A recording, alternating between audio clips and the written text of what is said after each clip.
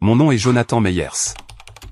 J'ai 32 ans et il y a 15 ans, mes parents m'ont regardé dans les yeux et ont choisi mon frère plutôt que moi. Ils ne l'ont pas seulement choisi.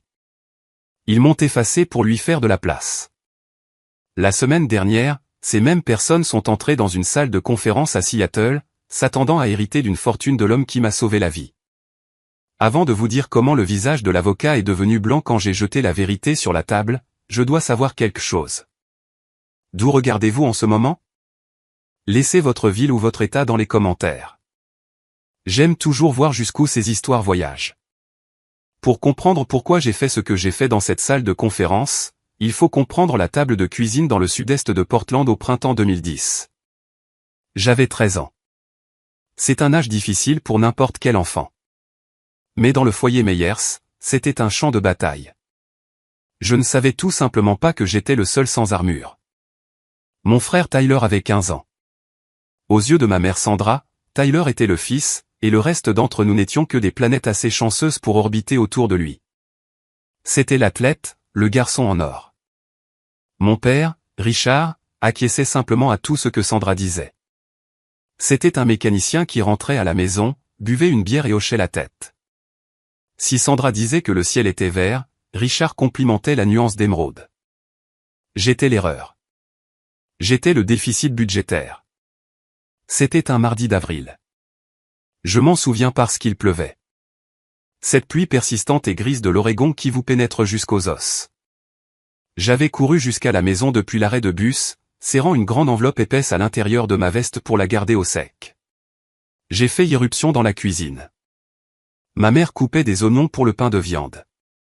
Tyler était assis à table, faisant défiler son téléphone, les pieds sur une chaise. Je l'ai, ai-je dit, essoufflé.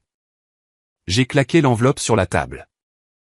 L'Académie des STEM de l'Oregon. Je suis entré. Ma mère n'a pas arrêté de couper. C'est bien, Jonathan. Ne mets pas de papier mouillé sur la table. Non, maman. Tu ne comprends pas, ai-je dit, en l'ouvrant en déchirant. C'est le programme résidentiel à l'Oregon State, 6 semaines. Codage avancé, robotique. Et regarde, j'ai sorti la lettre d'acceptation, lissant le pli. Bourse complète pour les frais de scolarité, ça couvre les cours. Tyler a reniflé sans lever les yeux. Camp de nerfs. Amuse-toi bien avec les vierges. Tais-toi, Tyler. J'ai dit, mais j'étais trop heureux pour le laisser tout gâcher. Maman, regarde. Ça vaut $4000. Sandra a finalement posé le couteau. Elle s'est essuyé les mains sur un torchon et a ramassé la lettre. Elle l'a parcourue, son visage illisible. J'ai attendu un sourire. Un bien joué. N'importe quoi. Il est écrit ici, dit-elle en tapotant une ligne avec son ongle. Que la bourse couvre les frais de scolarité. Elle ne couvre pas la chambre et la pension ni les frais de matériel. Oui, ai-je dit, mon cœur s'arrêtant un peu. Mais c'est la plus petite partie. C'est. Laisse-moi voir. J'ai regardé le papier. C'est $1200 pour la chambre et la nourriture pour 6 semaines et 3 cents pour le kit de robotique. Donc, $1500 au total. Je l'ai regardé, plein d'espoir. J'ai $300 économisés en tondant des pelouses. J'ai juste besoin que vous couvriez le reste. C'est un investissement, maman. C'est pour l'université. Sandra a laissé tomber la lettre sur la table comme si c'était une facture qu'elle ne voulait pas payer. Elle a regardé Tyler. Tyler est entré au camp de football d'élite en Californie. Dit-elle. Mon estomac s'est noué. Ok, c'est 3 semaines, dit Tyler, levant enfin les yeux. Il avait ce sourire suffisant qui me donnait toujours envie de le frapper. Des recruteurs de l'USC et de l'Oregon seront là. C'est du sérieux. Combien ça coûte, ai-je demandé. 2000, dit ma mère. Plus le billet d'avion et le nouvel équipement. J'ai fait le calcul dans ma tête. Ok, donc le camp de Tyler coûte environ $3000. Le mien coûte 1200. Ne pouvons-nous pas faire les deux? Mon père est entré à ce moment-là, essuyant de la graisse de ses mains avec un chiffon, il a pris une bière dans le réfrigérateur. Faire les deux quoi? Jonathan veut aller au camp scientifique, dit maman, sa voix plate. Il a besoin de 1200 $. Nous ne l'avons pas, dit papa immédiatement. Crac. Zip. L'argent est serré, John. Tu sais ça. Mais vous envoyez Tyler en Californie, ai-je crié. L'injustice m'a frappé comme un coup physique.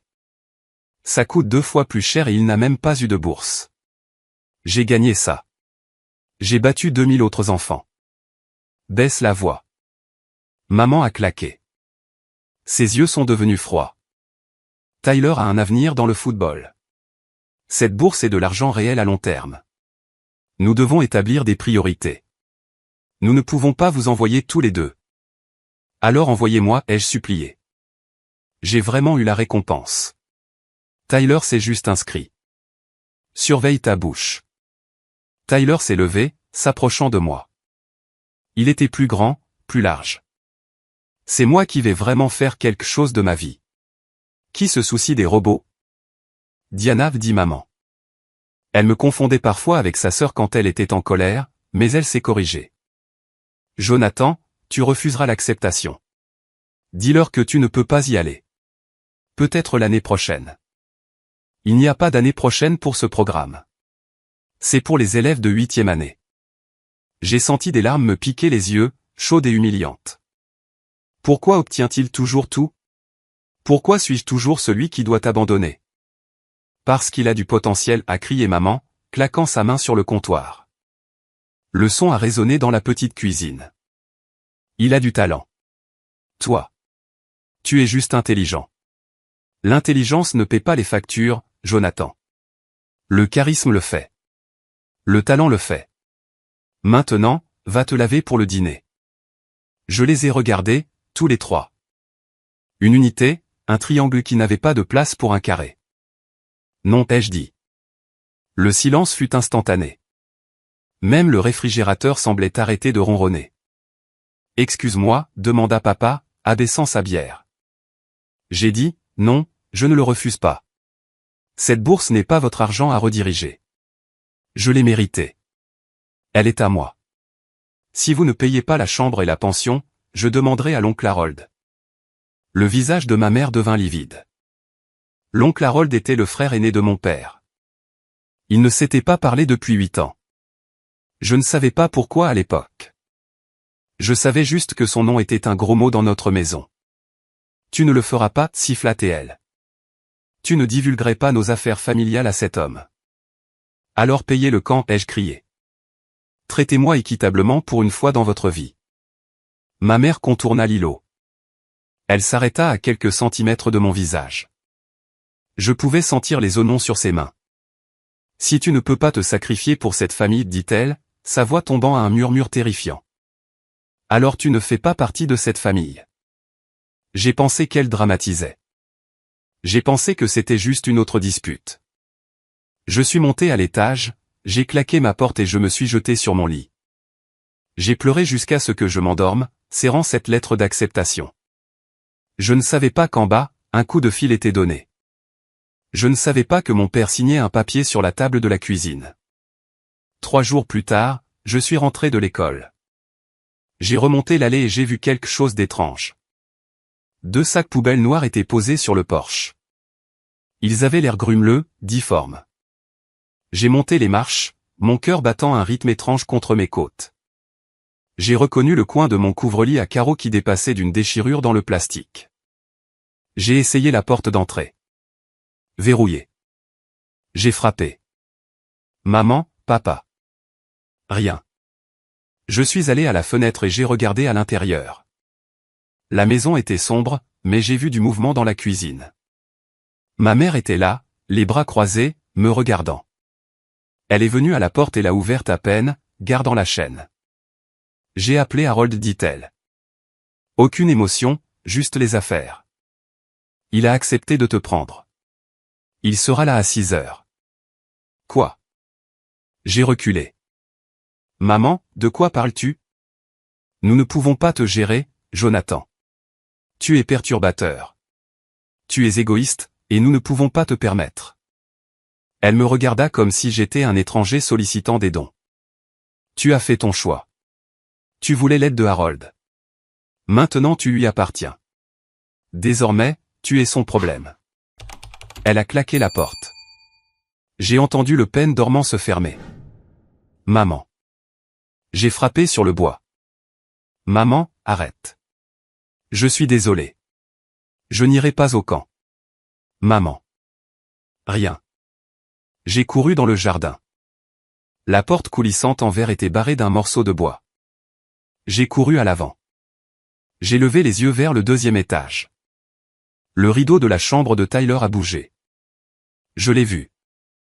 Il se tenait là, me regardant. Tyler. J'ai crié, Tyler, laisse-moi entrer. Dis-leur de me laisser entrer. Il m'a regardé. Son visage était pâle. Pendant une seconde, j'ai cru qu'il allait se retourner et courir en bas pour me sauver. Nous étions frères. Nous avions partagé une chambre pendant 10 ans. Puis il a tendu la main et a tiré les rideaux. Il m'a tourné le dos. Je me suis assis sur les sacs poubelles. Il a recommencé à pleuvoir. Je suis resté là pendant 4 heures. Le soleil s'est couché. Les lampadaires se sont allumés. Les voisins passaient en voiture, ralentissant pour regarder les enfants assis sur des sacs poubelles sous la pluie, mais personne ne s'est arrêté. Mes parents étaient à l'intérieur en train de regarder la télé. Je pouvais voir le scintillement bleu de l'écran à travers les stores du salon. Ils regardaient American Idol. Je connaissais l'horaire. Ils dînaient sans moi. J'avais 13 ans. Et j'ai réalisé avec une clarté qui a brisé mon enfance que j'étais sans abri. À 21h45, une Honda Accord grise a tourné dans notre rue. Elle roulait lentement, vérifiant les numéros des maisons. Elle s'est garée dans l'allée. Les phares ont balayé sur moi, me rendant aveugle pendant une seconde. Un homme est sorti. Il était grand, portait un imperméable beige et des lunettes. Il ressemblait à mon père, mais plus net, plus propre. Il a remonté l'allée, ignorant la pluie. Il a regardé la maison, puis les sacs poubelles, puis moi. Je tremblais tellement que mes dents claquaient. Oncle Harold? Il n'a pas dit un mot. Il s'est agenouillé sur le béton mouillé juste devant moi. Il a retiré son imperméable et l'a enroulé autour de mes épaules. Il était chaud et sentait la menthe poivrée et le vieux papier. Il m'a regardé dans les yeux. Ses yeux étaient gentils. Tristes mais gentils. Prends les sacs, John, dit-il doucement. Ils m'ont vraiment mis dehors, ai-je demandé, ma voix craquant. Harold regarda la maison sombre. Il regarda la porte qui restait fermée. Viens, mon garçon, dit-il. Rentrons à la maison. Il ne parlait pas de cette maison. Il parlait de sa maison. Je me suis installé sur le siège passager de la Honda. Alors que nous reculions de l'allée, j'ai regardé ma maison d'enfance une dernière fois. La lumière du Porsche ne s'est jamais allumée. Ce fut la nuit où Jonathan Meyers mourut, et où quelque chose d'autre naquit. Le trajet jusqu'à Seattle a duré 3 heures. Harold n'a pas mis la radio à fond. Il ne m'a pas posé 20 questions. Il s'est arrêté à un dîner près de l'I5 et m'a acheté un hamburger et un milkshake. Il m'a regardé manger comme un animal affamé. Je sais que tu as peur, dit-il en remuant son café. Mais tu dois savoir quelque chose. Tu n'as rien fait de mal. Ce n'est pas ta faute. Ils ont dit que j'étais égoïste, ai-je marmonné en essuyant du ketchup de mon menton. Ce sont des imbéciles, dit Harold. L'acier dans sa voix m'a surpris. Et ils sont fauchés. Pas seulement en argent, mais en esprit. Tu es mieux, Jonathan. Ça ne te semble pas être le cas maintenant, mais tu le es. Harold vivait dans le quartier de Ballard à Seattle. Sa maison n'était pas un manoir. C'était une solide maison d'artisan à 2 étages avec un porche enveloppant et un garage détaché. Elle était remplie de livres, de piles de revues d'architecture, de biographies, de livres d'histoire. C'est ta chambre, dit-il en ouvrant une porte au 2e étage. C'était propre. Il y avait un bureau, un lit avec une vraie courte pointe, pas un sac de couchage, et une fenêtre qui donnait sur le Puget Sound. Nous laverons tes vêtements demain, dit-il. Dors bien. Je ne pensais pas pouvoir dormir, mais dès que ma tête a touché l'oreiller, je me suis évanoui. Je me sentais en sécurité. Pour la première fois depuis des années, je ne marchais pas sur des œufs. Au cours des semaines suivantes, j'ai appris qui était vraiment mon oncle Harold. Mon père l'avait toujours appelé Harold le snob ou le pingre. La vérité était que Harold était un génie. Il avait commencé avec rien, travaillant de double quart dans une scierie, économisant chaque centime jusqu'à ce qu'il puisse acheter un petit duplex. Il vivait dans une moitié, louait l'autre. Puis il en a acheté un autre et un autre. En 2010, il possédait Meyers Property Holdings. Il avait 12 propriétés commerciales et 3 complexes d'appartements à travers Seattle. Il n'était pas tapa accent grave l'œil. Il conduisait cette Honda Accord grise jusqu'à ce que les roues tombent pratiquement. Il portait des costumes de Macy's, mais il valait des millions. Il ne m'a pas seulement donné une chambre, il m'a donné une vie. Il a payé pour le Canstem. Il m'y a conduit lui-même. Quand je suis revenu, il m'a posé des questions sur chaque projet. Il écoutait vraiment. Tu as l'esprit des systèmes, John, m'a-t-il dit un soir autour d'une partie d'échecs. Tu vois comment les choses se connectent. C'est une compétence rare. Ne la gâche pas. Je ne l'ai pas fait. Je me suis jeté à corps perdu dans l'école. Je voulais prouver à mes parents qu'ils avaient tort. Je voulais prouver que l'enfant de rechange valait quelque chose. J'ai obtenu mon diplôme de fin d'études secondaires en tant que major de promotion. Mes parents n'étaient pas là. Harold était assis au premier rang, rayonnant, tenant un caméscope. Je suis allé à l'université de Washington. J'ai étudié la finance et la comptabilité. J'ai obtenu mon diplôme avec mention summa cum laude. Harold était là. J'ai obtenu ma licence de CPA. J'ai travaillé dans un grand cabinet comptable pendant 2 ans. Des heures éreintantes à apprendre les rouages de la finance d'entreprise. En 2021, Harold m'a appelé dans son bureau. Il avait 68 ans et ralentissait. J'ai besoin d'un directeur financier, John, a-t-il dit. Je suis fatigué de traiter avec des consultants externes qui ne se soucient pas des locataires. Viens travailler avec moi. J'ai démissionné de mon emploi le lendemain. J'ai repris les finances de Meyers Property Holdings. J'ai modernisé nos systèmes, renégocié nos dettes et étendu notre portefeuille au marché de l'East Side. Sous ma surveillance, la valeur de l'entreprise est passée de 18 millions à 23,7 millions de dollars en 4 ans.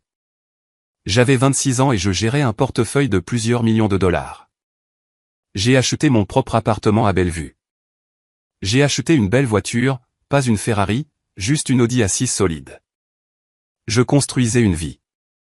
Mais il y avait un vide, un silence là où ma famille était autrefois. En 15 ans, ma famille biologique m'a contacté exactement 3 fois. La première fois, c'était en 2012. J'avais 15 ans. Ma mère a appelé la ligne fixe de Harold. J'ai décroché. Bonjour, Harold. Silence, puis. Oh, ton oncle est là. Non. Comment vas-tu? Non, tu me manques. J'ai tendu le téléphone à Harold. J'ai écouté depuis le couloir. Non, Sandra, a dit Harold, sa voix froide. Je ne te prêterai pas 5000 $. Je me fiche que Richard ait perdu son emploi. Ce n'est pas mon problème. Non, tu ne peux pas lui parler. Tu as perdu ce privilège. Il a raccroché. Il m'a regardé, sa mâchoire serrée. Il voulait de l'argent pour une nouvelle transmission pour le camion de Tyler. La deuxième fois, c'était en 2016. J'ai reçu une lourde enveloppe crème par la poste, une invitation de mariage. Tyler Meyers et Ashley Williams. Il n'y avait pas de mots, pas de message personnel, juste un lien de registre pour William Sonoma. Il voulait un mixeur à 4 cents $. Je l'ai jeté à la poubelle. Je n'ai pas envoyé de cadeau. Je n'y suis pas allé. La troisième fois, c'était en 2020. Ma mère a envoyé un email à mon adresse professionnelle. Elle l'avait sûrement trouvé sur le site web de l'entreprise. Objet, vu dans le journal. Jonathan a vu l'article sur le nouveau projet de bâtiment. Tu as l'air bien. Nous devrions nous rattraper un jour. Ton père ne va pas très bien avec son dos. J'espère que tu es heureux, maman. J'espère que tu es heureux. Ça sonnait comme un défi. Je l'ai supprimé. Mais il y avait quelque chose que je ne savais pas. Une manœuvre juridique secrète que Harold avait exécutée il y a des années. Cela a commencé en 2010. Cette première semaine où je suis arrivé. Harold a fait venir un avocat à la maison. J'ai dû m'asseoir dans le salon pendant qu'il discutait de la tutelle. Puis en 2012, quand j'ai eu 15 ans, Harold m'a emmené au palais de justice. « Que faisons-nous ici ?» ai-je demandé. « Nous nous assurons que tu es en sécurité », a-t-il dit. De façon permanente. Nous sommes passés devant un juge. Il y avait des papiers. Beaucoup de papiers. Le juge m'a demandé si j'étais d'accord. J'ai dit oui, même si je n'en comprenais pas entièrement l'ampleur à l'époque. Je pensais que c'était juste de savoir qui signait mes bulletins scolaires. Je n'ai réalisé que bien plus tard que le document que j'ai signé ce jour-là était un bouclier. Un bouclier contre les vautours. Avance rapide jusqu'à l'été 2024. Harold a commencé à être essoufflé. Sa cheville a enflé, insuffisance cardiaque congestive. Les médecins lui ont donné 6 mois. J'ai emménagé de nouveau dans la maison à Ballard pour prendre soin de lui. Je gérais l'entreprise depuis la table de sa salle à manger. Nous avons passé les nuits à parler. Il m'a raconté des histoires sur son enfance, sur la façon dont mon père, Richard, avait toujours été le charmant, celui qui empruntait de l'argent et ne le remboursait jamais. Richard a un trou dans sa poche et un trou dans son âme, a dit Harold, branché à son réservoir d'oxygène. Il sent que le monde lui doit quelque chose. Ne le laisse jamais te faire sentir que tu lui dois quelque chose. Je ne le ferai pas, ai-je promis. Une nuit de janvier 2025, Harold m'a attrapé la main. Sa prise était faible. John, a-t-il sifflé. Quand je partirai, ils viendront. Tu le sais, n'est-ce pas? Ils ne nous ont pas parlé depuis des années, oncle Harold. L'argent a une odeur, a-t-il murmuré. Il attire les prédateurs. J'ai tout mis en place, John. J'ai construit les murs, mais c'est à toi de fermer la porte. Promets-moi que tu ne les laisseras pas prendre ce que nous avons construit. Promets-moi que tu ne transigeras pas. Je le promets, ai-je dit, retenant mes larmes. Je ne leur donnerai pas un centime. Il a souri. Bien. Les dossiers sont dans le coffre-fort. Le dossier doré. Ne l'utilise que si tu y es obligé.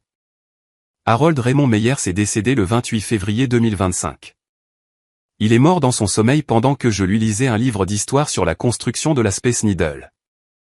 J'étais seul. Le silence dans cette maison était assourdissant. Je l'ai enterré 3 jours plus tard. Ce fut un petit service. Son personnel est venu. Ses locataires sont venus. La barista du café où il allait depuis 20 ans est venue. Mes parents ne sont pas venus. Tyler n'est pas venu. J'ai pensé que peut-être, juste peut-être, il resterait loin pour toujours. J'avais tort. 1 semaine. C'est le temps qu'il a fallu. Le 7 mars, j'étais assis dans le bureau de Harold.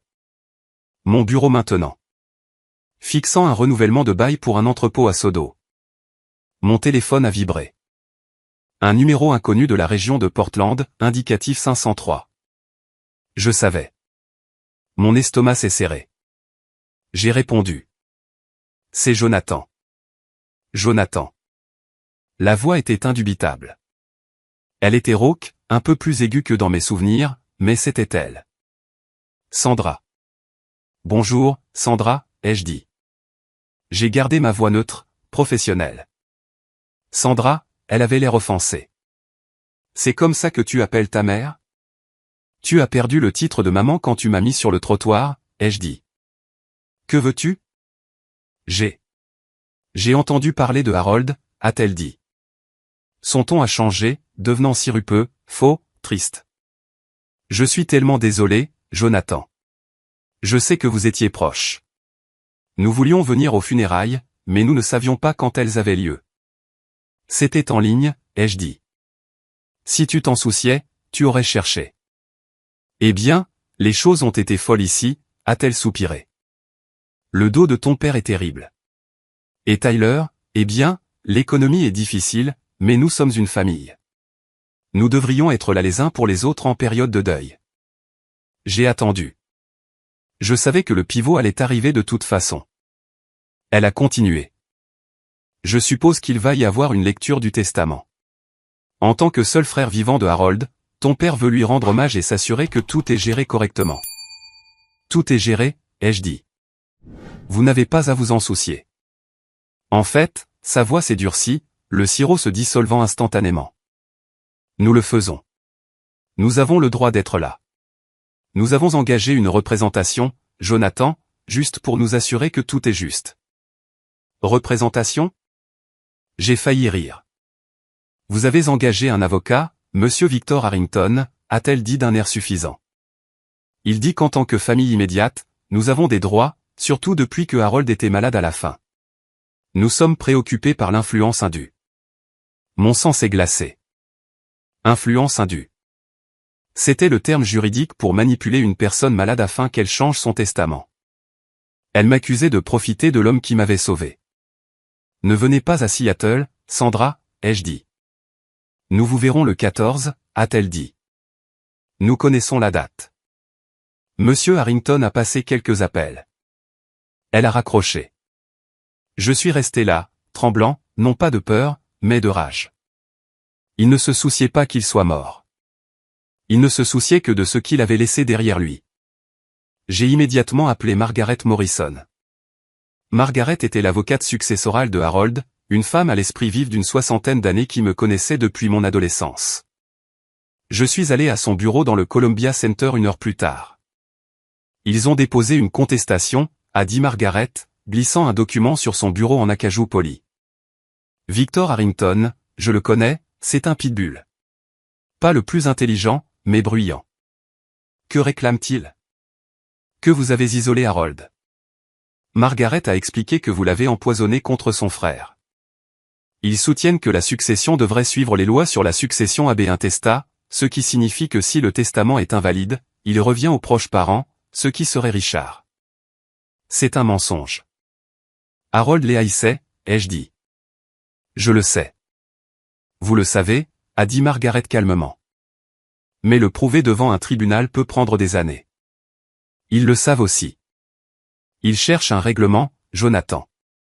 Ils veulent que nous leur fassions un chèque de 500 000 $ juste pour qu'ils disparaissent. Non, ai-je dit.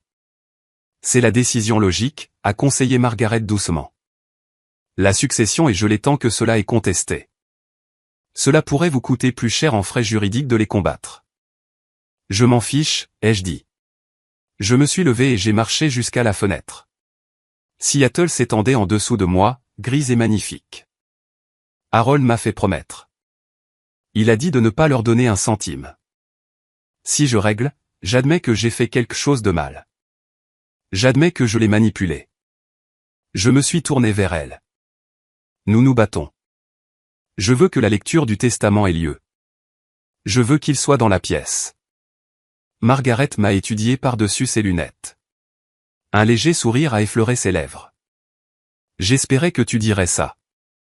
Harold l'espérait aussi. Que voulez-vous dire? Harold a laissé des instructions pour ce scénario exact. Elle a dit qu'il appelait ça l'option nucléaire. Je me suis souvenu des mots de Harold. Le dossier doré. J'ai le dossier, ai-je dit. Il est dans le coffre-fort de la maison. Apporte-le, a dit Margaret. Et Jonathan, mets ton plus beau costume. Cette nuit-là, j'ai ouvert le coffre-fort mural dans le bureau de Harold. À l'intérieur se trouvait une épaisse enveloppe manie jaunie étiquetée Richard et Sandra. Ne pas ouvrir sauf nécessité. Je me suis assis par terre et je l'ai ouverte. J'ai lu les documents. Mes mains tremblaient en tournant les pages. Il y avait des emails, des billets à ordre, et au bas, un document de 2010 avec 4 signatures. J'ai regardé ce document pendant longtemps. C'était la preuve irréfutable. C'était la preuve de leur cruauté préservée dans l'encre. J'ai appelé ma meilleure amie, Elena. Elle était la directrice des ressources humaines de notre entreprise. Elena, j'ai besoin que tu me tires les registres des visiteurs des 5 dernières années, ai-je dit. Et j'ai besoin des dossiers des donateurs pour l'hôpital pour enfants. Elena a dit, ils viennent vraiment? Oui, ai-je dit en fermant le dossier. Ils viennent pour l'argent, mais ils vont obtenir autre chose. Tu vas bien, John? Je le serai, ai-je dit, après vendredi. Vendredi 14 mars 2025, le jour du jugement. Je me suis réveillé à 5 heures du matin.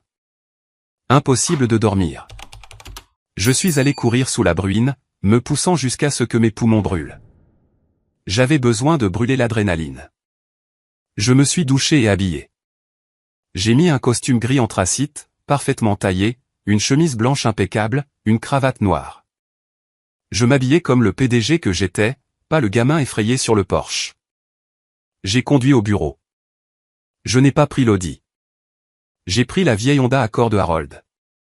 Ça me semblait juste. Je suis arrivé au bureau de Margaret à 13h30. La lecture était prévue pour 14h. La salle de conférence était impressionnante. Des fenêtres du sol au plafond, une longue table ovale pouvant accueillir 20 personnes. Nous avons des invités, dit Margaret, désignant les chaises alignées le long du mur. Assis là se trouvaient 3 personnes que je ne m'attendais pas à voir dans une bataille juridique. Le docteur Patricia Wells de l'hôpital pour enfants de Seattle, un représentant de Habitat for Humanity, et un garde forestier de la fondation du Parc national olympique. Pourquoi sont-ils ici, ai-je demandé. Bénéficiaires, dit Margaret. Harold voulait des témoins. Des témoins neutres. Intelligents. Harold avait toujours 3 longueurs d'avance. À 13h55, l'ascenseur sonna. Je me tenais à la tête de la table, le dos à la fenêtre. J'ai joint mes mains derrière mon dos et j'ai attendu. Les portes coulissèrent. Sandra ouvrit la voie. Elle portait une robe noire qui semblait neuve avec un collier de perles qui était définitivement faux. Elle marchait la tête haute, scrutant la pièce comme si elle inspectait une chambre d'hôtel dont elle allait se plaindre. Richard suivit. Il avait l'air vieux. Son costume était serré au milieu. Il marchait en traînant les pieds. Il ne voulait pas me regarder dans les yeux. Puis Tyler, mon frère, le garçon en or. Il n'avait plus l'air en or. Il avait l'air fatigué. Il portait un pantalon kaki et un blazer qui ne s'assortissaient pas. Sa ligne de cheveux reculait. Il ressemblait à un gars qui travaillait dur et buvait beaucoup pour oublier à quel point il travaillait dur. Et enfin, Victor Harrington, l'avocat. C'était un homme grand aux cheveux argentés et au bronzage qui venait d'une bouteille. Il portait une mallette Man Blank et avait l'arrogance d'un homme qui intimidait les gens pour gagner sa vie. Ils entrèrent dans la pièce. L'air devint instantanément plus lourd. Sandra me vit, ses yeux se plissèrent, puis s'écarquillèrent en un faux sourire. « Jonathan » s'exclama-t-elle, ouvrant les bras comme si elle s'attendait à un câlin. « Oh, regarde-toi. Tu as l'air tellement homme d'affaires. » Je ne bougeais pas. Je ne souris pas. Sandra, j'ai hoché la tête. Richard, Tyler. Mon utilisation de leur prénom les frappa comme une gifle. Richard tressaillit. Nous sommes de la famille, John, dit Tyler, sa voix rauque. Tu n'as pas besoin d'être un con. Veuillez vous asseoir, ai-je dit, désignant les chaises de l'autre côté de la table. Nous allons commencer. Victor Harrington claqua sa mallette sur la table. Mes clients s'assiéront où bon leur semblera, et nous nous attendons à une divulgation complète et transparente des actifs. Asseyez-vous, Victor, dit Margaret depuis son siège à la tête de la table. Sa voix était comme un fouet. Victor cligna des yeux. Il l'a reconnu. Margaret, je ne savais pas que vous gériez la succession. Il y a beaucoup de choses que vous ne savez pas, dit Margaret. Veuillez vous asseoir. Ils s'assirent. La tension était si épaisse qu'on aurait pu s'y étouffer. Sandra se pencha vers Tyler et murmura fort, laisse-les parler. Nous savons à quoi nous avons droit. J'ai regardé Tyler. Pendant une seconde, nos regards se sont croisés. J'ai cherché le frère qui jouait à la balle avec moi. J'ai cherché le gars qui me défendait contre les brutes en 3e année. Mais tout ce que j'ai vu, c'est le gars qui a fermé les rideaux. Margaret ouvrit le lourd classeur devant elle. Ceci est le dernier testament de Harold Raymond Meyers, commença-t-elle. Le jeu était lancé. La pluie fouettait les vitres du 47e étage, créant un rideau gris autour de nous. C'était approprié. À l'intérieur, l'air était stérile, sentant le café et le cuir cher. Margaret Morrison mit ses lunettes de lecture. Elle avait une façon de commander une pièce sans élever la voix. C'était la seule personne que je connaissais qui pouvait faire écouter Harold quand il était têtu. Avant de commencer la lecture des legs spécifiques, dit Margaret, regardant par-dessus ses lunettes Victor Harrington, je veux aborder l'opposition déposée par le cabinet de Monsieur Harrington ce matin concernant une influence indue. Victor ajusta sa cravate, l'air suffisant. Nous maintenons le dépôt. Monsieur Meyers a été isolé de sa famille biologique pendant ces derniers mois. Nous avons des raisons de croire qu'il a été contraint de modifier son plan successoral. Contraint, ai-je dit. Je n'ai pas pu m'en empêcher. Il ne voulait pas vous voir. Il avait un téléphone. Il avait des emails. Il a choisi de ne pas vous répondre parce que vous n'appeliez que lorsque vous vouliez de l'argent. C'est votre récit, renifla Sandra, essuyant des yeux secs avec un mouchoir. Harold était mon beau-frère. Nous l'aimions. Mais vous avez toujours été manipulateur, Jonathan. Même enfant, toujours à tordre les choses pour vous faire passer pour la victime. J'ai serré la mâchoire si fort que mes dents ont eu mal. L'audace. Elle réécrivait l'histoire en temps réel. Tenons-nous aux documents, interrompit Margaret. Monsieur Meyers a subi une évaluation de compétences par un psychiatre légiste une semaine avant de signer ce testament. Le rapport est joint. Il était sain d'esprit. La contestation n'a aucun fondement, mais nous procéderons à la lecture de toute façon. Victor fronça les sourcils. Un examen de compétences. C'était une mesure défensive généralement prise seulement quand on s'attend à un combat. Il griffonna quelque chose sur son bloc-notes. Margaret tourna la page. Article 1, paiement des dettes et des dépenses, l'UL. Des choses standards, frais funéraires, impôts. Article 2, legs spécifique à des œuvres caritatives. Sandra s'agita sur son siège. Elle croisa les bras. Je pouvais l'avoir pensé.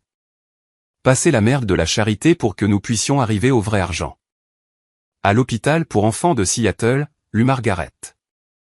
Je lègue la somme de $500 000. Sandra haleta de façon audible. $500 000? Le docteur Wells me fit un signe de tête respectueux. À Habitat for Humanity, la somme de $300 000. À la Fondation du Parc National Olympique, $200 000. C'est $1 million, laissa échapper Richard.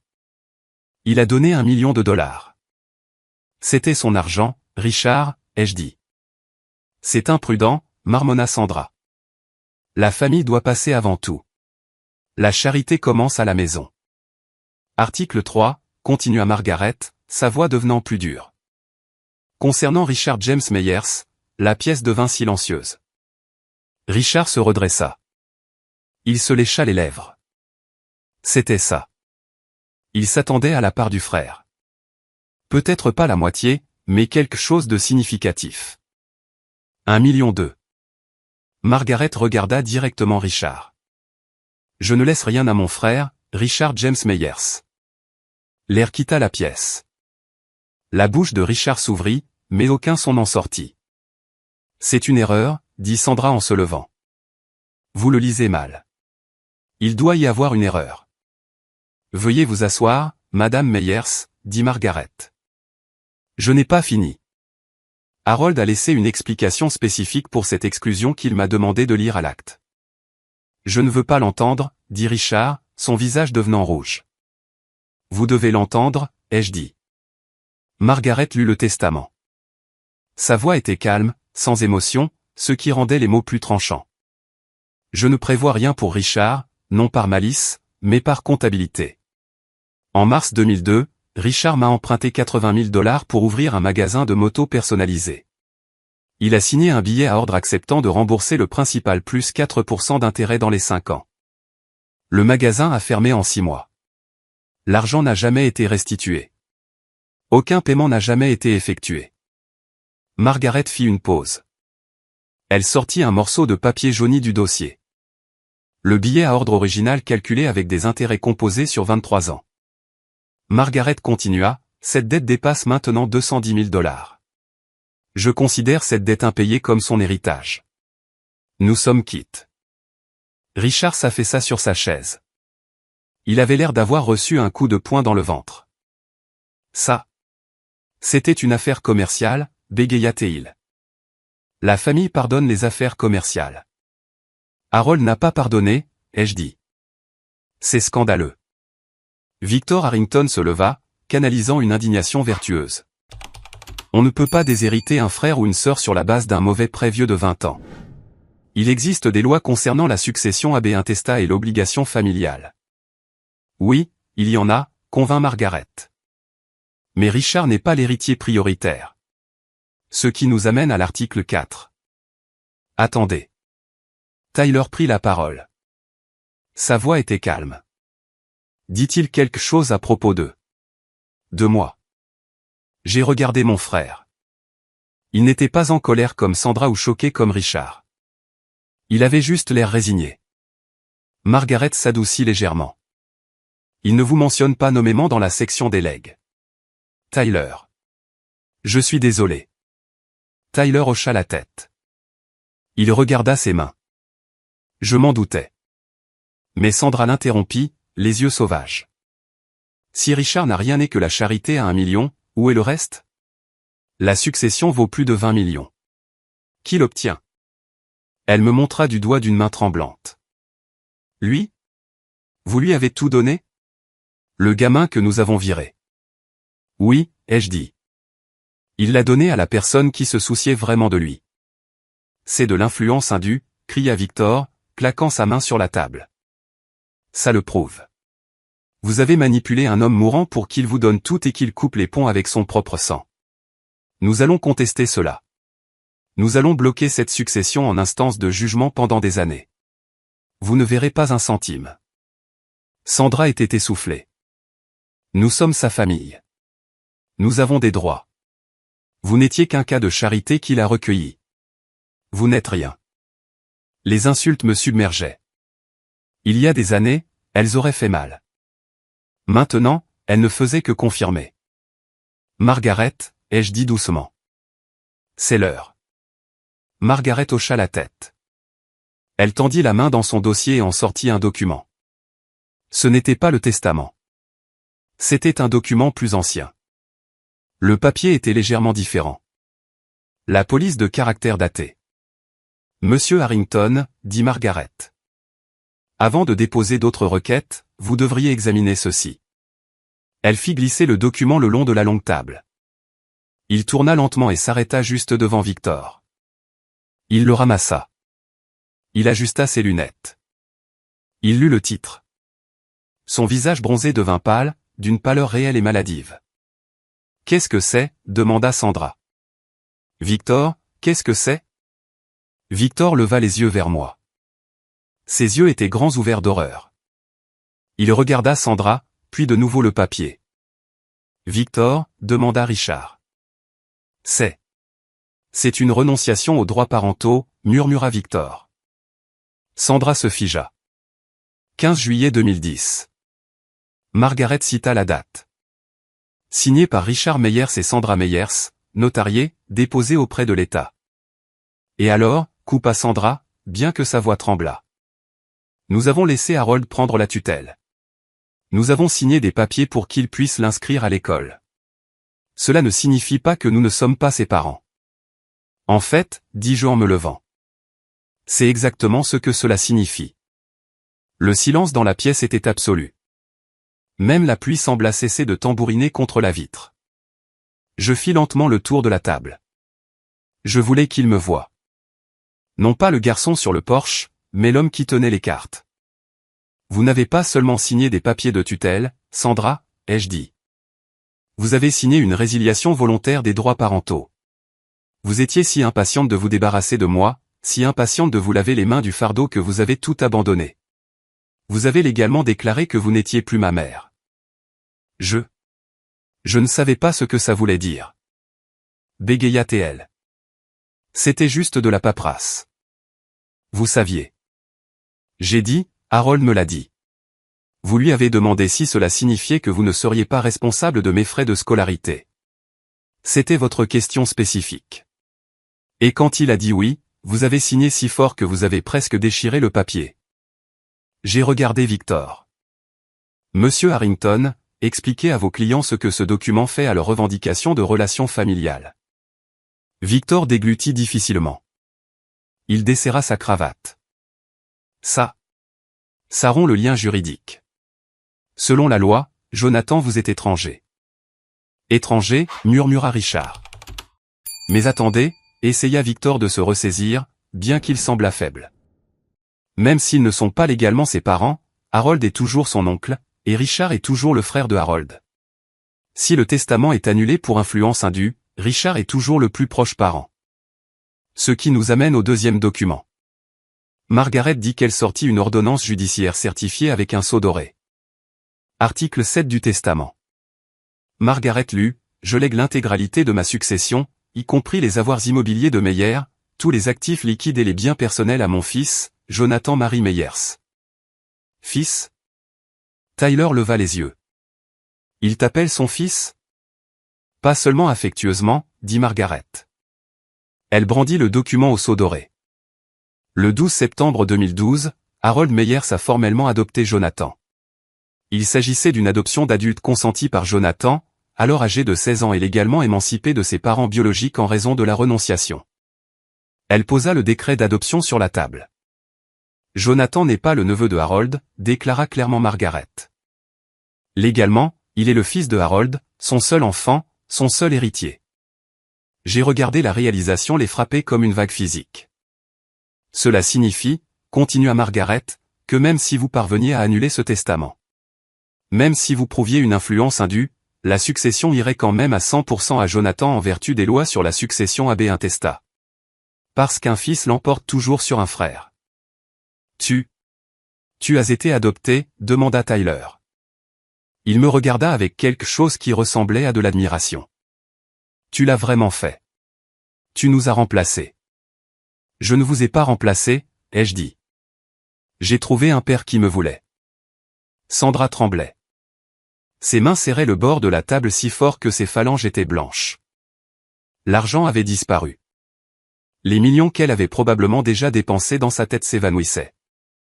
C'est une fraude, cria-t-elle. Vous avez caché cela.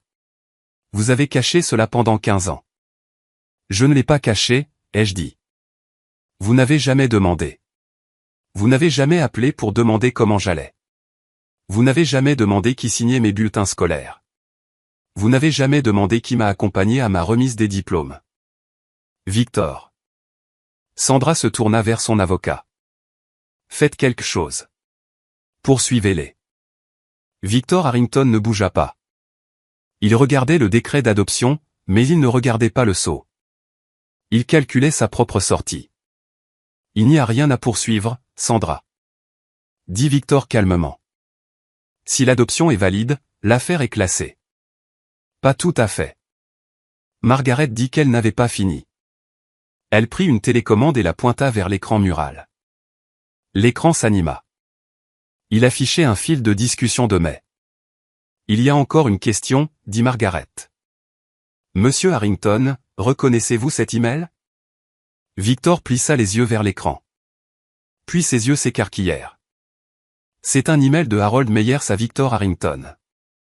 Daté d'il y a 3 ans, lut Margaret. Objet, fin des services.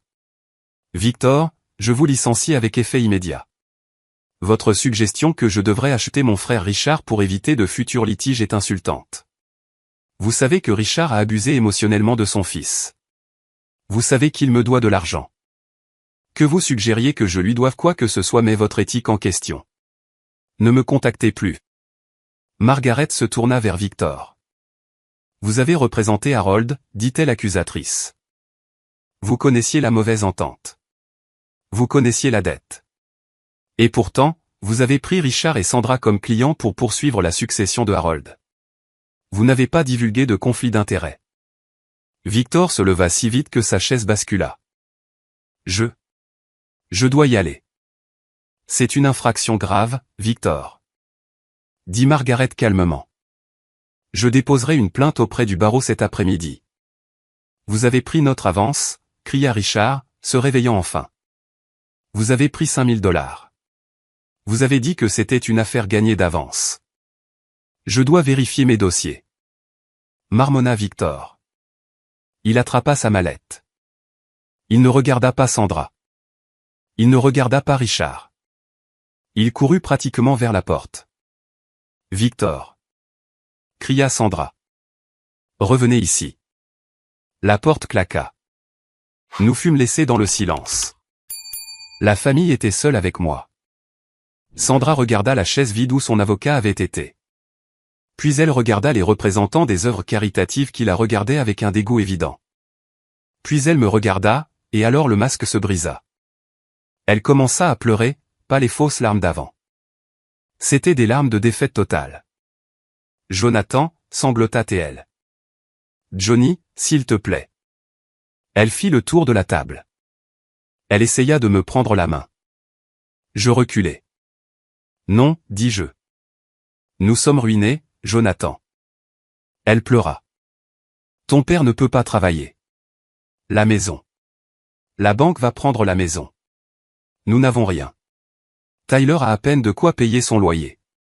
Nous avons juste besoin. Nous avons juste besoin d'un peu d'aide. Harold avait tellement qu'il ne s'en apercevrait pas. Harold est mort, dis-je. Et il me l'a laissé. Mais je suis ta mère, gémit elle. Je t'ai mis au monde. Ça ne compte pour rien. Tu m'as mis au monde? J'ai acquiescé. Et puis tu m'as jeté comme un déchet parce que tu pensais que je ne valais pas l'investissement. J'ai regardé Richard et où tu l'as laissé faire. J'ai regardé Tyler et où tu as regardé. Je suis retourné à la tête de la table. J'ai posé ma main sur le testament. C'est le moment qui change tout. Leur ai-je dit et j'ai eu l'impression de parler au fantôme qui m'avait hanté pendant 15 ans. Je prends enfin le contrôle de ma vie. Vous n'avez aucun pouvoir ici. Vous n'avez pas d'argent ici. Vous n'avez pas de fils ici. J'ai regardé les témoins. Dr. Wells, le chèque pour l'hôpital est prêt. Margaret là. Merci, Jonathan, dit le docteur Wells doucement. Je me suis tourné vers mes parents. Partez. La pièce semblait différente après le coup. L'énergie était passée du conflit à la résolution. Sandra ne partit pas immédiatement. Elle se tenait là, tremblante, l'air petit. La femme impérieuse qui m'avait ordonné de refuser la bourse avait disparu. À sa place se trouvait une femme vieillissante dans une robe bon marché et de fausses perles. Réalisant que son plan de retraite venait de s'évaporer. Jonathan, dit Richard. Sa voix était. La maison. Si nous perdons la maison, où irons-nous? Je ne sais pas, Richard, ai-je dit. Peut-être que vous pouvez rester avec Tyler. J'ai regardé Tyler. Il regardait le sol, le visage rouge. Je ne peux pas les prendre, marmonna Tyler. Moi et Ashley, nous sommes dans un appartement d'une chambre. Nous sommes séparés en ce moment. Donc, la vie du garçon en or n'avait finalement pas été si dorée. Le football n'avait pas marché. Le charisme n'avait pas payé les factures. Ça ressemble à un problème familial, ai-je dit. Et comme vous l'avez établi en 2010, je ne fais pas partie de la famille.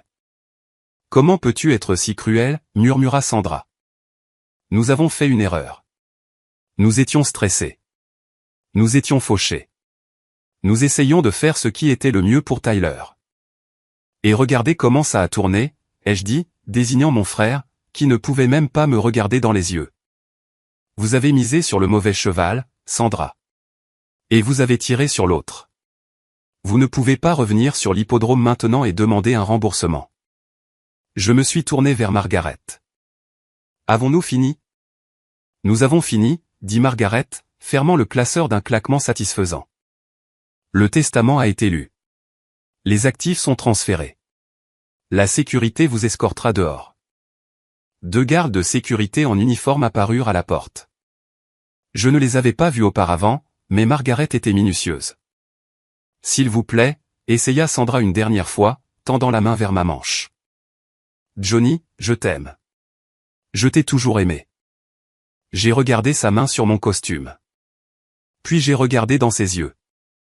Non, tu ne m'as pas aimé, ai-je dit simplement.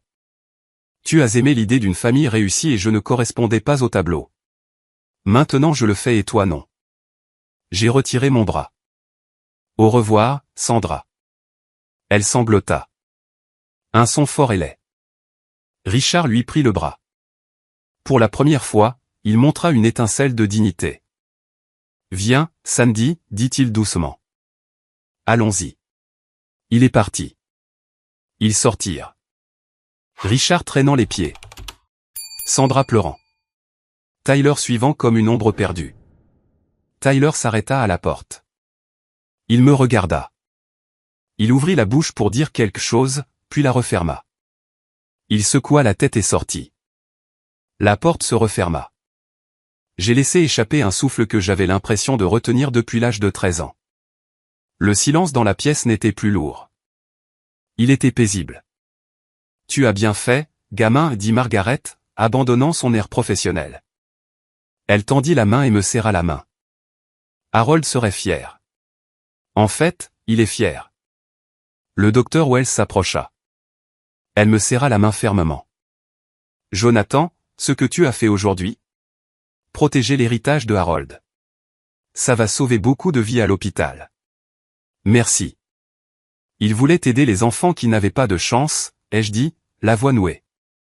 Je ne suis que le livreur.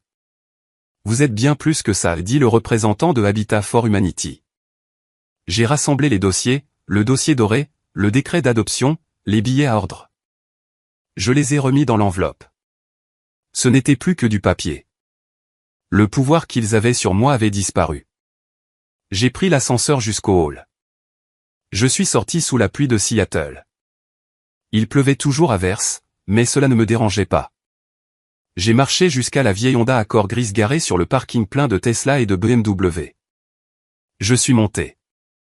J'ai saisi le volant. J'ai senti l'odeur de menthe poivrée et de vieux papier qui persistait encore dans le rembourrage. Je me suis regardé dans le rétroviseur. Je n'étais plus le garçon abandonné. Je n'étais plus l'enfant de rechange. J'étais Jonathan Meyers, fils de Harold, et j'avais du travail à faire. Mais alors que je démarrais la voiture, mon téléphone a vibré. J'ai regardé l'écran. Ce n'était pas Sandra. Ce n'était pas Richard. C'était un email de Tyler. Objet, la vérité sur cette nuit. J'ai hésité. Je voulais le supprimer. Je voulais partir en voiture et ne jamais regarder en arrière. Mais la curiosité est une chose dangereuse. Je l'ai ouvert. Et ce que j'ai lu a gelé le sang dans mes veines. Parce que si je pensais avoir gagné, j'ai réalisé que l'histoire n'était pas terminée. Il y avait un autre secret enfoui dans le passé. Un secret que Tyler avait gardé pendant 15 ans. Je me suis assis sur le siège avant de la vieille Honda d'Harold. La pluie battait à un rythme régulier sur le toit, et je fixais l'email sur mon téléphone. L'objet était simple, la vérité sur cette nuit. Mon pouce planait au-dessus du bouton de suppression. Une partie de moi voulait effacer Tyler de mon existence, tout comme j'avais effacé Sandra et Richard. J'avais gagné. La guerre était finie. Pourquoi ouvrir une lettre du camp ennemi? Mais je ne l'ai pas supprimée. Je l'ai ouverte.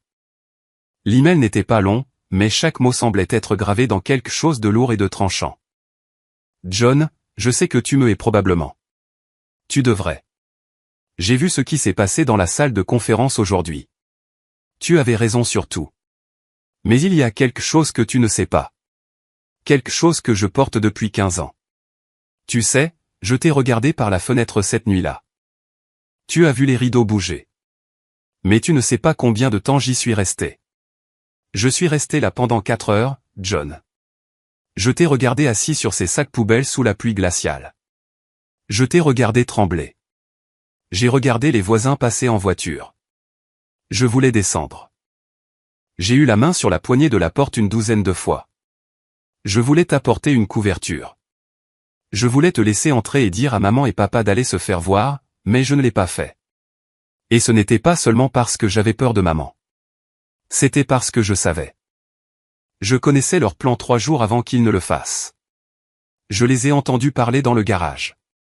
Maman a dit, si nous nous débarrassons de Jonathan, nous pourrons nous permettre l'équipement de voyage pour Tyler. Nous pourrons nous concentrer sur celui qui compte. Je les ai entendus planifier de te jeter dehors pour me faire de la place. Et je ne t'ai pas prévenu. Je n'ai pas dit un mot parce que je voulais aller à ce camp de football. J'avais 15 ans, j'étais égoïste, et je pensais que ce camp était mon billet pour la NFL. J'ai échangé mon frère contre une chance d'être une star. Je suis désolé. Je sais que ce mot ne vaut rien maintenant. Ce camp a été un échec. Je me suis déchiré le genou en 2e année d'université. Je n'ai jamais réussi. Maintenant, j'ai 34 ans, je suis divorcé, je travaille 2 quarts dans un entrepôt, et je réalise que la seule chose que j'ai réellement gagnée dans ma vie, c'est la culpabilité d'avoir laissé mon petit frère assis sous la pluie. Je n'écris pas cela pour demander de l'argent. Veuillez le croire. Je ne veux pas un centime de l'argent d'Harold. Je ne pouvais tout simplement pas te laisser penser que j'étais juste un spectateur. J'étais un complice. J'espère que tu auras une belle vie, John. Tu le mérites plus que n'importe lequel d'entre nous. Tyler. J'ai posé le téléphone sur le siège passager. Mes mains tremblaient. Pendant des années, je m'étais dit que Tyler n'était qu'un enfant, qu'il était aussi une victime du narcissisme de Sandra. Mais lire qu'il avait su, qu'il m'avait échangé contre une paire de crampons et un billet d'avion, cela m'a frappé d'une nouvelle vague de nausées. Mais alors autre chose s'est produit. J'ai regardé le ton de la lettre. Il n'y avait pas de défense, pas de mais, pas de nous luttions, juste une honnêteté brute et laide. C'était la première chose honnête qu'un Meyers m'ait dite depuis 2010. Je n'ai pas répondu. J'ai démarré la voiture et je suis rentré à la maison vide de Ballard. Les semaines suivantes furent un tourbillon de victoires administratives. Margaret Morrison fut aussi bonne que sa parole. Elle déposa la plainte contre Victor Harrington le lendemain matin. Je fus appelé à faire une déposition concernant le conflit d'intérêts. Ce fut brutal et efficace. 2 mois plus tard, l'Ordre des avocats de l'État de Washington rendit sa décision. Victor Harrington fut suspendu de la pratique du droit pendant 6 mois et condamné à une amende de $15 000 pour violations éthiques. La nouvelle se répandit rapidement dans la communauté juridique de Seattle. Son cabinet perdit 3 clients corporatifs majeurs en une semaine. Il était fini. Quant à Sandra, elle tenta une dernière fois. Environ 3 semaines après la lecture du testament, un email apparut dans ma boîte de réception. Mon très cher Jonathan, j'ai beaucoup prié. Je sais que les tensions étaient vives. Je veux juste que tu saches que je te pardonne ce que tu as dit. L'amour d'une mère est inconditionnel. Nous avons du mal à maintenir les lumières allumées ici. Si tu pouvais trouver dans ton cœur de nous aider avec juste un petit prêt, nous pourrions laisser cette laideur derrière nous. Nous sommes de la famille. Je te pardonne. L'audace était à couper le souffle. Elle me pardonnait de m'être défendu contre sa poursuite judiciaire. Je ne ressentis pas de colère cette fois. Je ne ressentis rien. C'était comme lire un spam d'un prince nigérian. Je le fis glisser vers le dossier corbeille et le vider. Bloqué, mais la lettre de Tyler resta dans ma boîte de réception, non lue, mais non supprimée. J'en ai parlé au docteur Hay, ma thérapeute. Je la voyais depuis que j'avais 25 ans, essayant de démêler le gâchis de problèmes d'abandon que je traînais. « Pourquoi ne l'avez-vous pas supprimé ?» demanda le docteur Hay, ajustant ses lunettes. « Parce qu'il n'a pas demandé d'argent, ai-je dit. C'est la seule raison. Tous les autres ont demandé quelque chose. » Tyler a juste avoué. « Et comment cela vous fait-il vous sentir ?» « Validé, ai-je admis. Et triste. Il a l'air brisé. Vous n'êtes pas responsable de le réparer, Jonathan. » Elle me rappela. C'est un adulte qui a fait ses choix. Je sais, ai-je dit. Mais Harold m'a appris que la famille est un choix. Tyler a fait un mauvais choix quand il avait 15 ans. Mais il est le seul qui semble se rendre compte que c'était un mauvais choix. J'ai pris un mois. Je me suis concentré sur l'entreprise. Nous avons conclu l'accord sur l'entrepôt de Sodo. J'ai mis en place le fonds de bourse d'études. Puis un mardi soir, je me suis versé un verre de whisky, je me suis assis devant mon ordinateur portable et j'ai répondu, « Tyler, j'ai lu ton email, il a fallu du courage pour admettre que tu étais un lâche à l'époque, et que tu étais égoïste. Je ne peux pas oublier cela. Mais je sais aussi ce que c'est que de vivre dans cette maison. Je connais la pression que maman t'a mise pour que tu sois la star. Je sais ce que c'est que d'être un pion dans son jeu. Je ne suis pas prêt à être des frères. Je ne sais pas si je le serai un jour, mais je suis prêt à parler. Condition une fois. 1. Nous ne discutons pas de maman ou papa. Je ne veux pas savoir comment va leur dos. Je ne veux pas savoir pour leur hypothèque. 2. Nous ne discutons jamais de l'héritage. Pas un centime. 3. Si j'ai l'impression que tu cherches un prêt, je raccroche et te bloque pour toujours. Si tu es d'accord, je suis libre samedi à 14 h, John. Il répondit 4 minutes plus tard. D'accord. Ce samedi-là, je me suis assis dans mon bureau à domicile. J'avais posé mon ordinateur portable sur une pile de livres. Mon cœur battait plus fort que dans la salle de conférence. Ce n'était pas des affaires. C'était du sang. À 14 h pile, la notification Skype a sonné. J'ai cliqué sur répondre. Le visage de Tyler a rempli l'écran. La connexion était un peu granuleuse. Il était assis dans ce qui ressemblait à une petite cuisine sombre. Je pouvais voir des armoires stratifiées bon marché derrière lui et une pile de linge sur une chaise. Il avait l'air pire que dans le bureau de l'avocat. Il portait un t-shirt gris taché de graisse. Il avait l'air épuisé. « Salut », dit-il. Il ne sourit pas. « Salut », dis-je. Nous nous sommes regardés. Deux hommes qui partageaient un visage, partageaient une histoire, mais étaient des étrangers. « Merci de faire ça », dit-il en se frottant la nuque. « Je ne pensais pas que tu le ferais. »« J'ai failli ne pas le faire », ai-je dit. « Alors, tu travailles dans un entrepôt ?»« Oui », dit-il. « Centre de traitement Amazon. Équipe de nuit. Ça paie les factures à peine. La pension alimentaire est un tueur. Toi et Ashley avez fini ? Il dit, elle est partie quand le rêve de la NFL est mort. Elle a pris les enfants. Je les ai un week-end sur 2. En fait, je vis dans un studio en ce moment. Ce n'est pas grand-chose. Il tourna légèrement l'ordinateur portable. Je vis un matelas sur le sol dans le coin. Une télévision sur une caisse de lait. C'était loin de l'avenir de garçon en or que ma mère lui avait promis. Je suis désolé, Ty, dis-je. Et je le pensais. Ne le sois pas, dit-il avec un rire amer. Je l'ai mérité. J'ai cru au battage médiatique de maman. Je pensais que j'étais trop bon pour travailler. Au moment où j'ai réalisé que je n'étais pas spécial, j'avais 25 ans, un mauvais genou et pas de diplôme. Il me regarda directement. Tu sais, quand tu es parti, la maison est morte. Papa a commencé à boire davantage. Maman ne s'est concentrée que sur moi. C'était étouffant. Chaque fois que je ratais un test ou que je manquais une passe, elle criait qu'il t'avait sacrifié pour moi, alors je ferais mieux de faire en sorte que ça en vaille la peine. J'ai grimacé. C'est lourd. Ce n'est pas une excuse, dit-il rapidement. J'aurais quand même dû descendre ces escaliers. J'y pense chaque fois qu'il pleut. Juste à ce moment-là, une petite voix s'éleva derrière lui. Papa, je peux avoir du jus? Une petite fille, peut-être 5 ans, erra dans le cadre. Elle avait des cheveux blonds en bataille et tenait un gobelet en plastique. Le visage de Tyler s'adoucit instantanément. La dureté disparut. Salut, princesse, dit-il en la soulevant et en la posant sur ses genoux. Dis bonjour à dit bonjour à ton oncle John. La fille regarda l'écran timidement. Salut. Mon souffle se bloqua dans ma gorge. Oncle John. Salut, réussis-je à dire. Comment tu t'appelles? Lily, murmura-t-elle. C'est Lily, dit Tyler, lissant ses cheveux.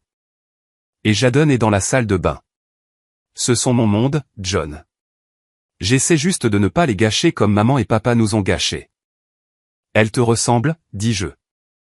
Pauvre gamine, plaisanta Tyler faiblement.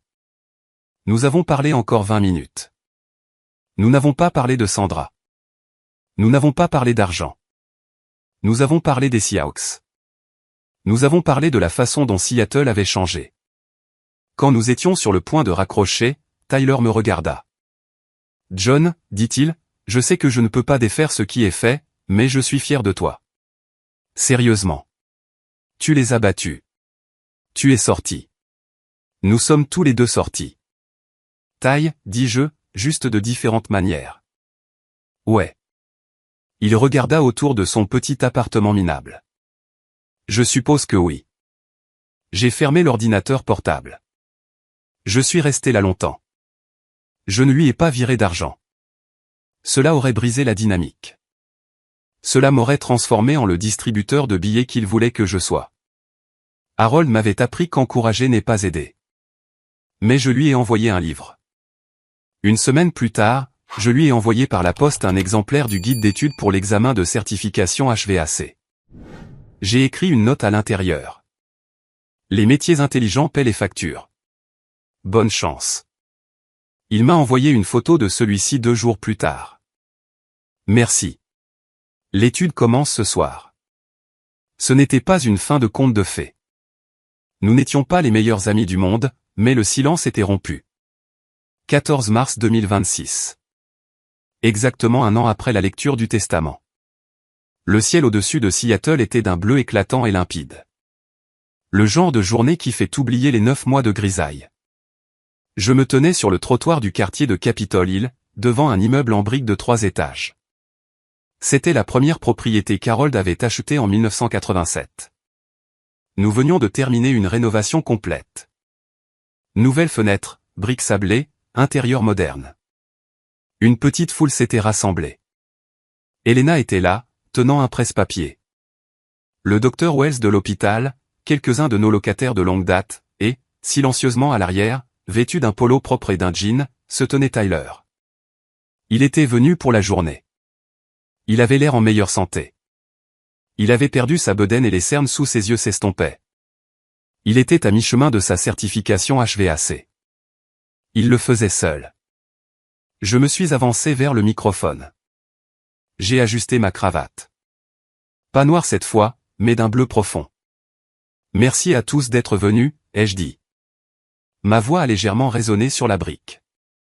La plupart d'entre vous connaissaient Harold Meyers comme un propriétaire, un homme d'affaires, le gars qui conduisait cette vieille Honda cabossée. Un murmure de rire parcourut la foule. Mais pour moi, ai-je continué, il était l'homme qui a ouvert une porte quand tout le monde avait verrouillé les siennes.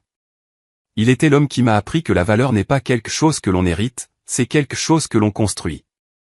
Je me suis tourné vers l'entrée du bâtiment. Je suis fier de dédier à nouveau ce bâtiment aujourd'hui comme le centre Harold R. Meyers pour la jeunesse. Elena a tiré sur la corde et le tissu de velours est tombé pour révéler une plaque de bronze fixée à la porte. Le bâtiment Harold R. Meyers dédié à la conviction que chaque enfant mérite un foyer. Siège de la fondation de bourse d'études Meyers STEM. Nous ne louions plus seulement des appartements. J'avais transformé le rez-de-chaussée en quartier général de la nouvelle fondation. Nous avions déjà accordé 5 bourses complètes à des enfants comme moi, des enfants de foyers brisés, des enfants qui avaient l'intelligence mais pas le budget. L'une des bénéficiaires, une fille de 14 ans nommée Sarah, se tenait au premier rang.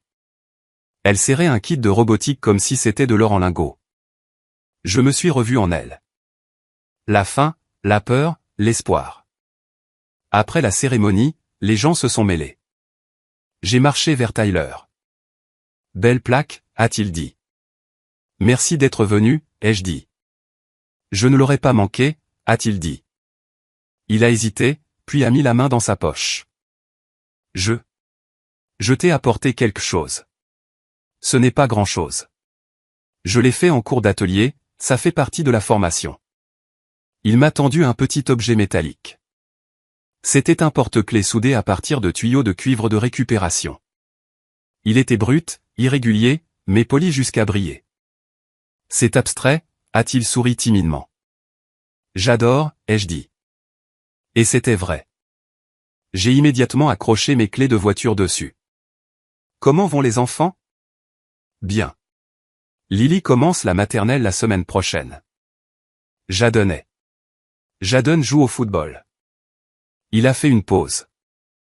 Maman m'a appelé la semaine dernière. Je me suis raidi. Oui. Elle voulait savoir si j'avais déjà ton numéro. Elle a entendu parler du fonds de bourse d'études. Elle pense qu'elle pourrait peut-être demander une subvention pour difficultés financières. J'ai laissé échapper un court rire cynique. Qu'est-ce que tu lui as dit? Tyler m'a regardé dans les yeux. Je lui ai dit que je n'avais pas ton numéro et je lui ai dit d'arrêter de m'appeler au travail. J'ai souri. Un vrai sourire sincère. Bien joué. Elle ne changera jamais, John, a dit Tyler. Je le vois maintenant. Papa est juste. Ils vivent dans leur propre monde, mais nous n'avons pas à vivre là avec eux. Non, ai-je dit, nous n'avons pas à le faire. Nous nous sommes serrés la main. La prise était ferme. Je l'ai regardé partir vers son camion, un vieux Ford, mais propre. Il reconstruisait sa vie brique par brique, tout comme Harold avait construit la sienne, tout comme je construisais la mienne. J'ai levé les yeux vers le bâtiment. J'ai regardé la plaque. J'ai regardé le ciel. Pour la première fois de ma vie, je n'ai pas senti le poids fantôme des sacs poubelles dans mes mains. Je n'ai pas senti la pluie froide du porche. Je me sentais au chaud. Si vous retenez quelque chose de mon histoire, que ce soit ceci. Votre valeur n'est pas conditionnelle. J'ai passé les 13 premières années de ma vie à croire que si j'étais juste plus intelligent, plus calme ou moins cher, mes parents m'aimeraient. Je pensais que leur rejet était mon échec. Ce n'était pas le cas. Il existe un concept psychologique appelé l'estime de soi conditionnelle. C'est le piège de croire que l'on ne compte que si l'on répond aux normes impossibles de quelqu'un d'autre. Mes parents m'ont mis dans ce piège et ils ont essayé de m'y maintenir même après que je me sois échappé. Mais Harold m'a appris l'antidote, les limites. Le pardon ne signifie pas laisser des personnes toxiques revenir dans votre vie pour vous blesser à nouveau. Le pardon est quelque chose que vous faites pour vous-même pour couper l'ancre afin de pouvoir naviguer. La réconciliation est un choix, pas une obligation. J'ai choisi d'ouvrir la porte un peu pour Tyler parce qu'il a assumé ses actes. J'ai choisi de maintenir la porte verrouillée pour Sandra et Richard parce qu'ils voulaient seulement cambrioler la maison. Vous avez le droit de choisir votre famille. Vous avez le droit de définir votre propre valeur. Et vous avez le droit de dire non, même aux personnes qui vous ont donné la vie. C'est l'histoire la plus difficile que j'ai jamais eu à raconter. Mais lire vos commentaires m'a fait me sentir moins seul. Je veux savoir ce que vous en pensez. Croyez-vous que j'ai eu raison de donner une seconde chance à Tyler tout en coupant les ponts avec mes parents? Ou aurais-je dû les quitter tous? Laissez un commentaire ci-dessous avec vos réflexions. Merci de votre écoute. Prenez soin de vous. Et rappelez-vous, la seule personne à qui vous devez prouver quoi que ce soit est celle dans le miroir.